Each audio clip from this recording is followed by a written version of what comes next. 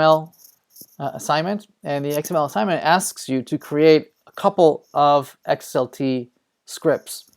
The first one is going to transform this XML document called site.xml, which contains a root site, right? And that site has several views.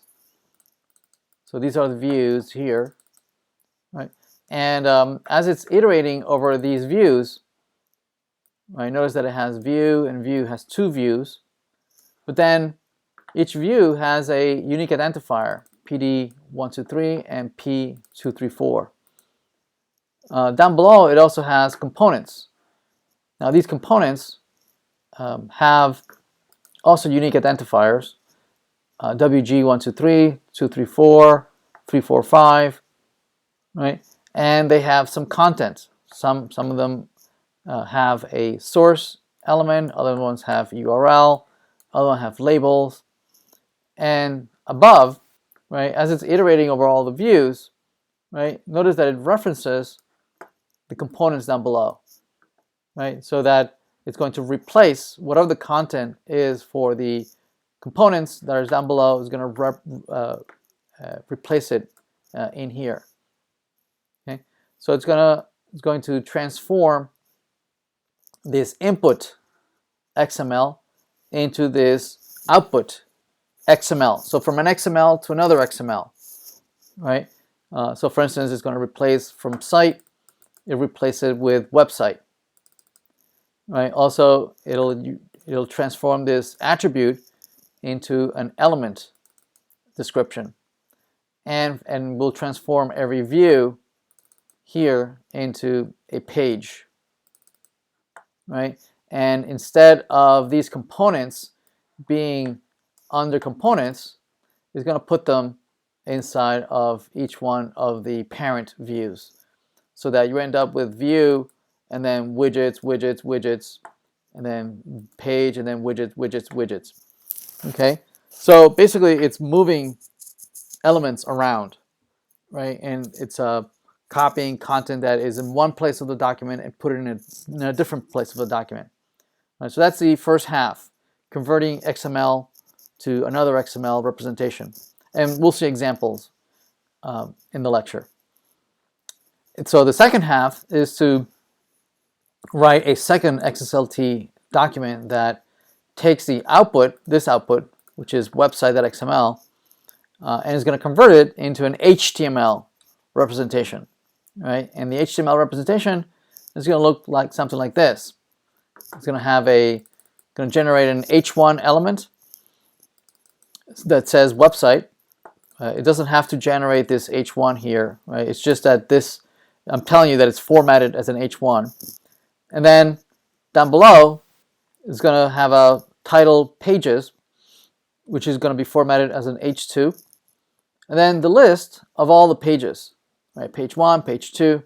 So if you have more pages, then it will be referenced here. And down below, it's going to generate as, so this is going to render as an ordered list, whereas the widgets, all the widgets, right, are going to be represented as a table, right, where their unique identifier, their type. You know, if the type is text, then you're going to render the text under the text column.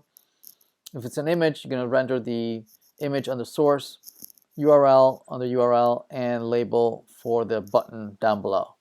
So that's the output HTML document called website.html. You're going to run this locally on your machine, all in the same folder. You're going to zip that folder, right, and that's going to be what you submit for the deliverables. Now that zip folder should have everything you need, everything the TA needs to replicate what you did. The TA, the file that does the conversion, right, it's going to be an xslt transformation Java file that we'll see in a minute how to write it, right? That we should be able to run your transformation file, right, using a batch file. Now, whether you were using Windows or Unix or Mac, you're going to provide both a batch file and a sh file. Obviously, only one of these will work in your OS, but I need you to copy and paste or tell us what the right one to use, right? Depending on your OS, but write it for both, for this to be running on Windows and on Mac.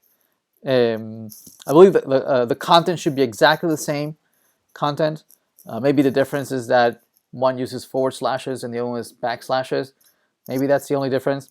But write them both so that the TA, you won't know what the TA is going to have, if they're going to have a Windows machine or a Mac machine. So make sure to write both batch and sh files. In each one, we should have the in the batch file, we should have the command line examples of what you use to compile and run your code. So for instance, you might have javac and then transform.java, which generates the class file, right? So and then we should be able to run it, java transform. And transform is a file that is a Java class that takes 3 arguments. So it takes the first argument is the xslt document. It's the xslt document. The second file is the file that needs to be transformed, right? So the xslt document is going to transform this input XML file, and it's going to generate an output file, right, which is website.xml, right? So these files that you provided are the sample files that you were able to generate yourself using your script files.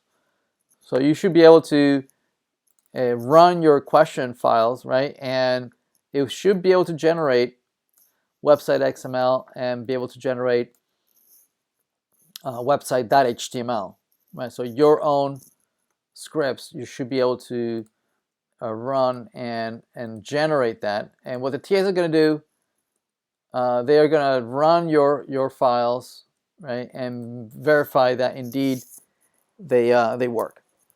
Okay, maybe what we should do is, because we're going to generate a website.xml, maybe it should remove it. The first thing that it should do is remove it, right, to make sure that it's generating a brand new file. Although the commands might be different, if you're using a batch file, it might be delete. If this is running an sh file, then it might be rm for remove.